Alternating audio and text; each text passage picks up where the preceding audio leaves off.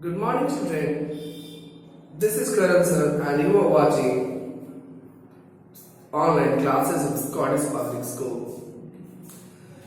Today we will take this chapter ahead where we left it in the previous lecture. This video is going to be for the class 5 students, and we have started the chapter number 10, which is the British Raj and the First War of Independence. So dear students, in this chapter I have already taught you first 3 pages of this chapter. Today I request you all to please open your book on page number 76. Today we will start it from here. Yesterday we discussed how the Britishers managed to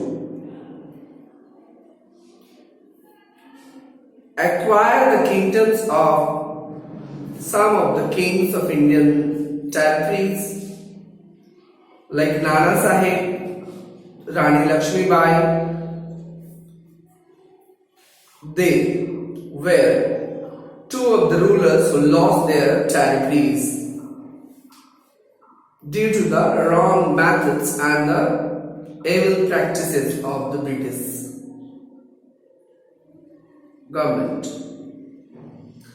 So these were the social, these were the political regions behind the First War of Independence, or you can call it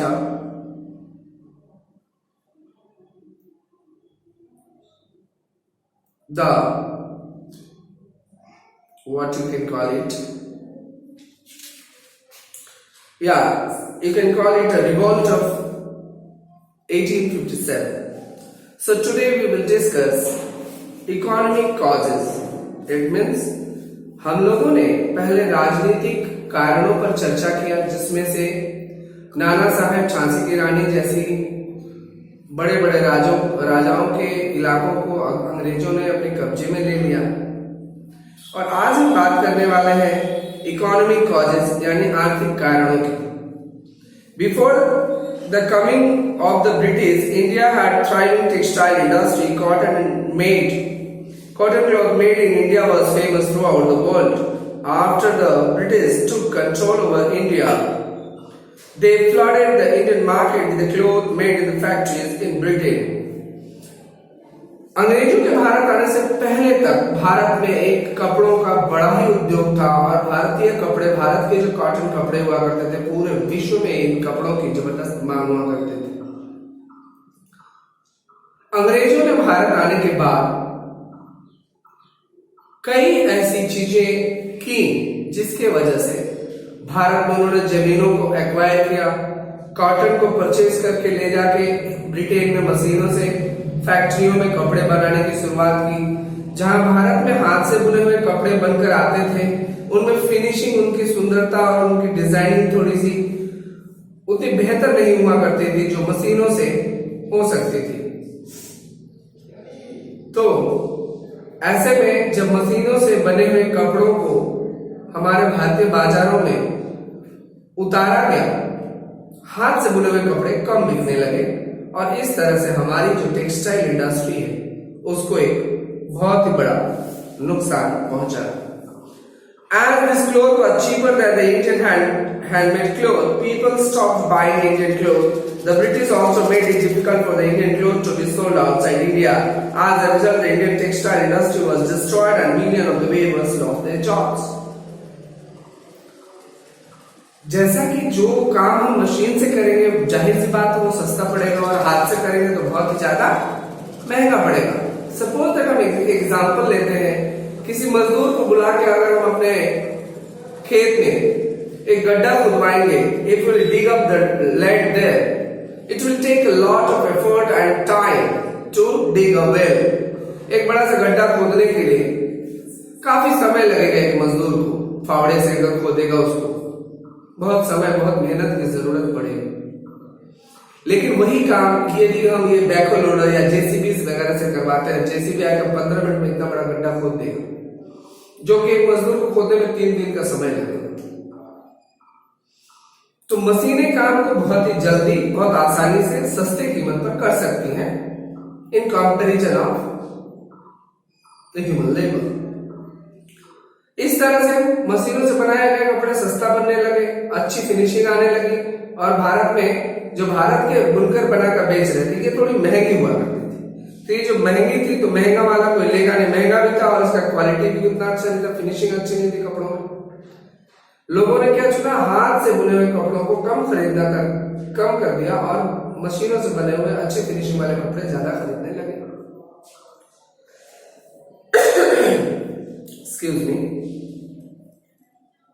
इस तरह से हमारे भारत में जो बुनकर समाज था, हमारा जो वेबर क्लास था, इन्होंने अपनी आमदनी का जरिया खो दिया, इनकी आमदनी कम पड़ गई। The British forced the Indian farmers to grow cotton and indigo instead of the food crops, which the British then bought at a very low price. This made the farmers suffer. अंग्रेजों ने ये काम तो किया ही, हमारे बुनकरों को बर्बाद करने के साथ साथ उन लोगों ने हमारे किसानों पर दबाव बनाना शुरू कर दिया कि आप कॉटन उगाइए, इंडिगो उगाइए, ना कि गेहूं चावल उगाइए जिससे कि आपका पेट भरे, बल्कि हमारे लिए वो प्रोडक्ट उगाइए जो हमारे लिए फैक्ट्रियों में प्रोसेस करके हम उसमें मुनाफा कमा सकें, यानी कि नील और सूती कपास की खेती की। इससे हमारे किसानों को बहुत ही ज्यादा दिक्कतें झेलनी पड़ी। उनको उगाने के लिए बोलते थे, फिर उसको कम प्राइस पे भी खरीदते थे, उसका प्राइस जो मार्केट में हुआ करता था वो प्राइस भी नहीं देना चाहते थे। It also caused a sharp drop in the amount of food grain produced in India. Famines became frequent and many Indians died due to the hunger and the starvation. What happened? When the people started growing cotton and indigo, the land's fertility became very low, and slowly the famine was very frequent in India. India's productivity went down, and this is how people started dying due to hunger and starvation. भूख से और अकाल से लोगों की मृत्यु होना शुरू हो गई। हमारे जमीनों की उर्वरता कम हो गई और हमने अपनी प्रोडक्टिविटी खो दी। ये तो हो गए इकोनॉमिक कॉजेज, आर्थिक कारण। अब हम पढ़ेंगे सामाजिक कारण क्या कहते हैं, social causes. Indian society at this time had many unwanted and evil customs: sati and caste system, untouchability, child marriage, ill treatment of the widows, and the killing of the female babies were some of them. The British tried to stop some of these practices. Many Indians saw this unwanted interference in their religious matters. क्या हुआ, हमारे समाज में कुछ उस समय बुराइयां चल रही थी, कुछ कुप्रथाएं थी, खराब प्रथाएं चल रही थी, जिसमें से एक था सती प्रथा।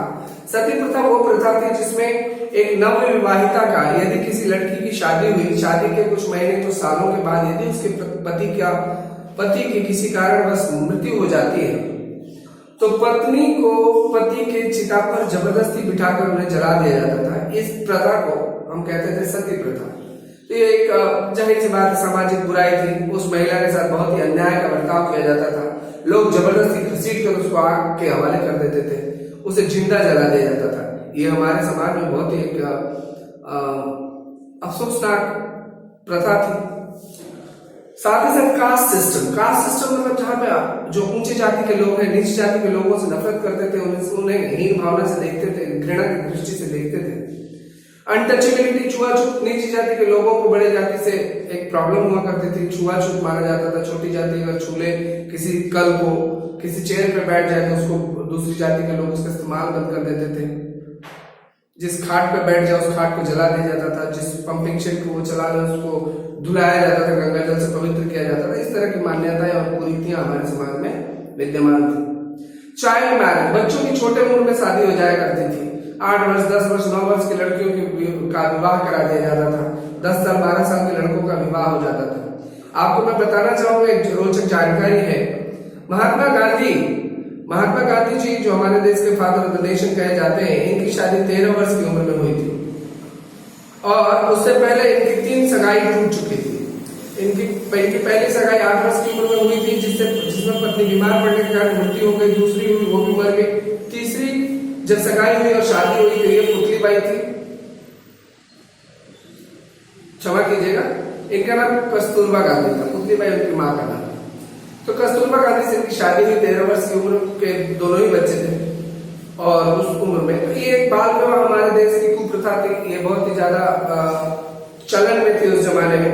अंग्रेज भी चाहते थे कि इस तरह की चीजों को बंद किया जाए। और ill treatment of the widow, जो विधवाएं होती थी, विधवाओं के साथ बहुत ही अभद्र व्यवहार किया जाता था। उन्हें पति के मरने के बाद सर मुड़वाने को कहा जाता था, साज सज्जा नहीं कर सकते आप, सफेद वस्त्र धारण करके समाज में होने वाले विवाह या अन्य हर्षोल्लास के आयोजनों में आपको शामिल होने की अनुमति नहीं दी जाती थी। विधवाओं के साथ अलग बर्ताव किया जाता था, मुख्य घर में उनको नहीं रखा जाता था, घर के बाहर एक आउट हाउस बना के उन्हें रखा जाता था। कई प्रकार के अलग अलग इलाकों में कुप्रथाएं विधवाओं को लेकर प्रचलित थी। इन सारी चीजों को अंग्रेजों ने बंद करने का प्रयास किया। तो भारत के समाज के लोगों को लगा कि ये लोग जबरदस्ती हमारे धार्मिक गतिविधियों में, धार्मिक क्रियाकलापों में एक इंटरफेरेंस कर रहे हैं, हमारे को ये डिस्टर्ब कर रहे हैं। These were some of the reasons for the growing unhappiness and resentment against the Indian people amongst the Indian people, and it finally led to the revolt of 1857. What happened? ये सारी बातों को लेकर के हमारे समाज के लोगों में अंग्रेजों के प्रति घृणा बढ़ती गई, नाखुशी बढ़ती गई और प्रसन्नता बढ़ती गई। और इन्हीं सब कारणों से, इन्हीं सोशल, इकोनॉमिक और पॉलिटिकल कारणों से 1857 के विद्रोह का बीज पड़ा। The immediate causes of the revolt, ये तो एक गतिविधि, एक आग सुलग रही थी अंदर ही अंदर, परंतु जो मुख्य कारण हुए, जो एकदम घटना को एकदम से शुरू करवा दिया इस घटना ने, जो इमीडिएट कॉज थे, जैसे दो दोस्तों में बहुत दिनों से कुछ बातें लेकर मन में आपस में मनमुटाव या मतभेद चल रहे हैं और किसी दिन अचानक किसी बात पर गुस्सा फूट पड़ता है और हाथापाई की नौबत आ जाती है। तो वो जो किस बात को लेकर हाथापाई की नौबत आई, उसी को इमीडिएट कॉजेज बोला जाएगा। ऐसे बहुत सारे कॉजेज अंदर ही अंदर चल रहे थे बहुत महीनों से, एक कोल्ड वॉर और एक मतभेद किस्म का चल रहा था। So that is the difference between the immediate cause and the normal other regions. A rumor spread amongst the Indian children in the English East India Company armies that the cartridges provided to them were greased with the pig and the cow's fat. Using these cartridges went against their religious beliefs. In क्या हुआ?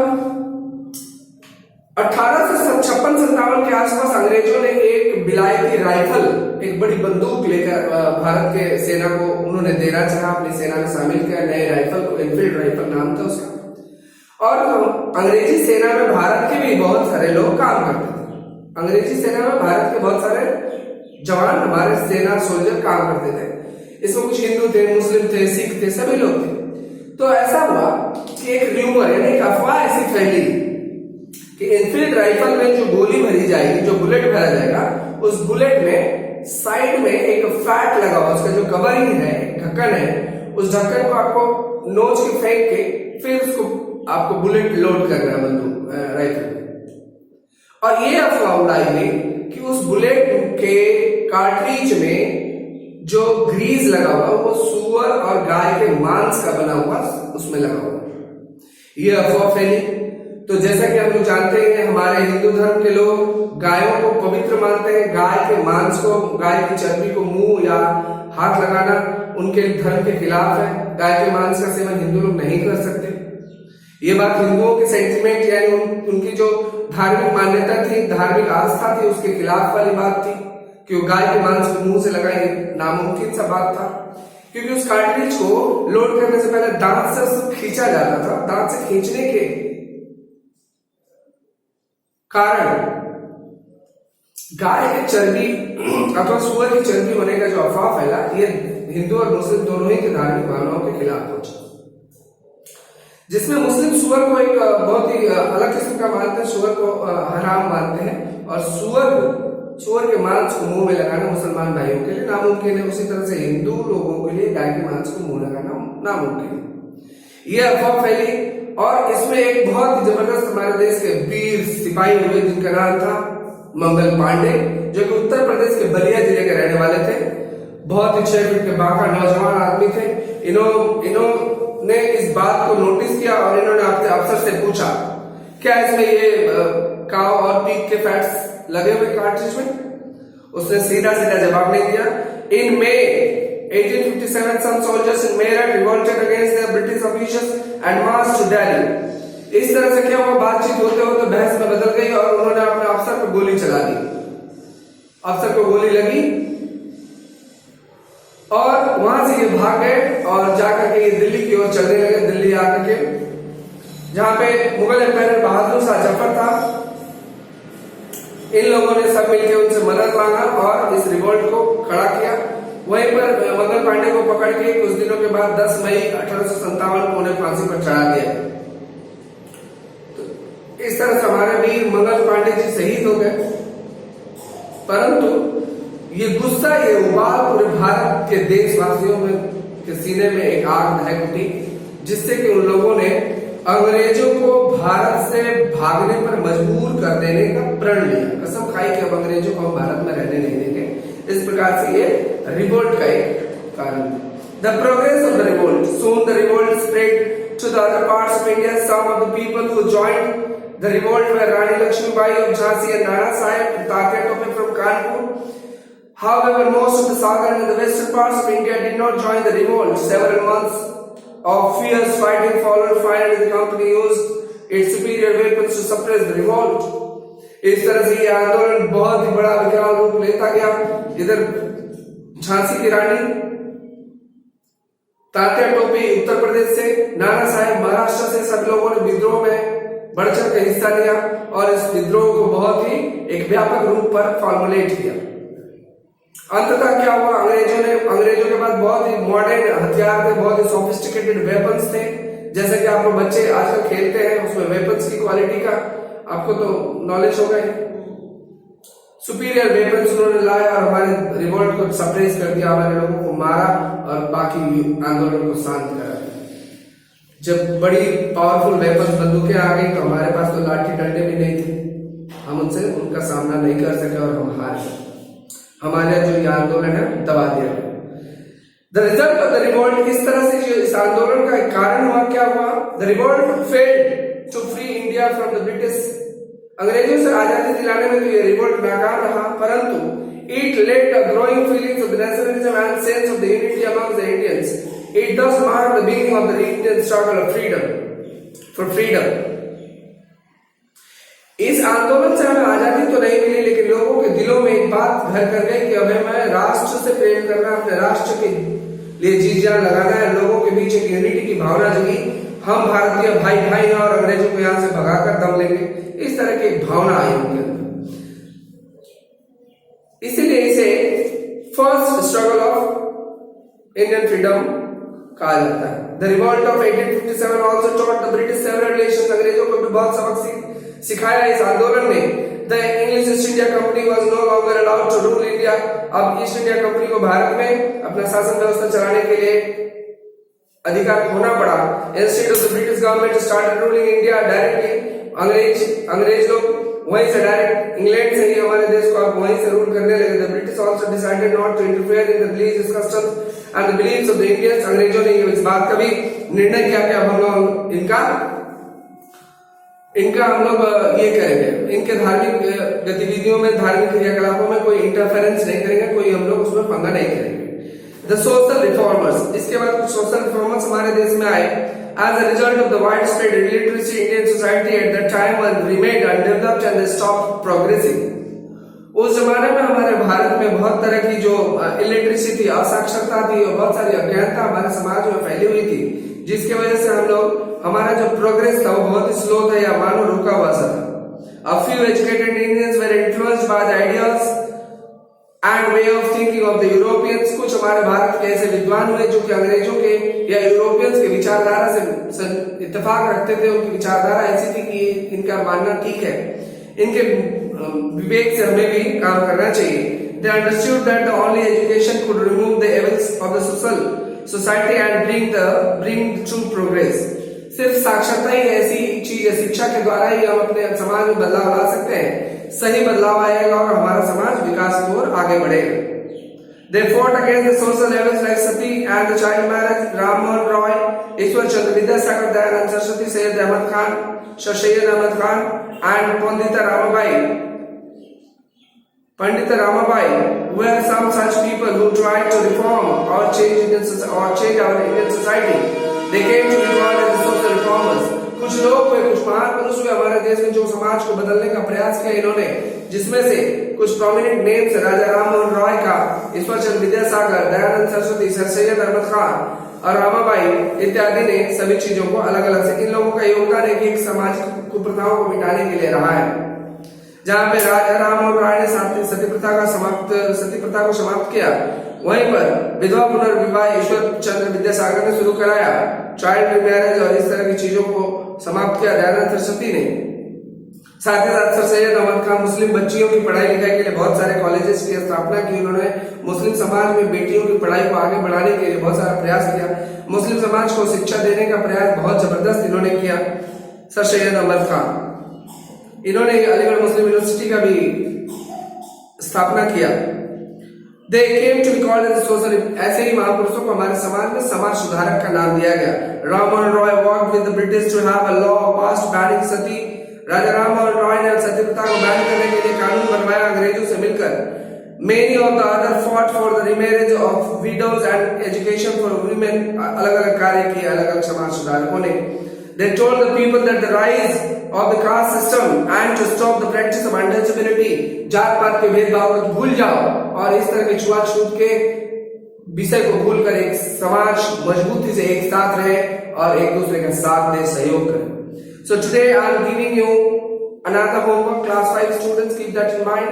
On page number 79, there are few exploring new words given here. You have to write it down, the definition before the chapter.